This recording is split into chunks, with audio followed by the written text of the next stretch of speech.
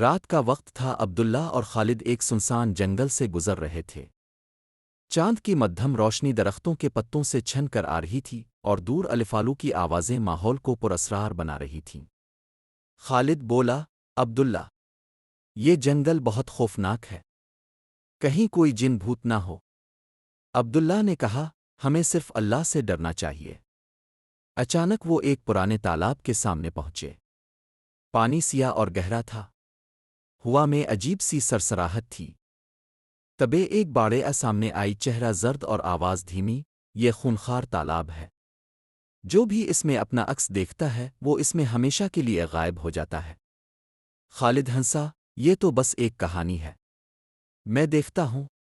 وہ پانی میں جھانکتا ہے۔ اچانک سیاہ پانی سے ایک ہاتھ نکلتا ہے اور اسے پکڑ لیتا ہے۔ عبداللہ فوراً بسم اللہ الرحمن الرحیم پڑھتا ہے۔ ہاتھ فوراً غائب ہو جاتا ہے اور خالد بچ جاتا ہے۔ باڑے حیرت سے بولی، اللہ کا نام ہی تمہاری حفاظت کا ذریعہ بنا۔ خالد شرمندہ ہے کر عبداللہ کا شکر ادا کرتا ہے اور سبق سیکھتا ہے، ہر کام سے پہلے اللہ کا نام لینا ضروری ہے۔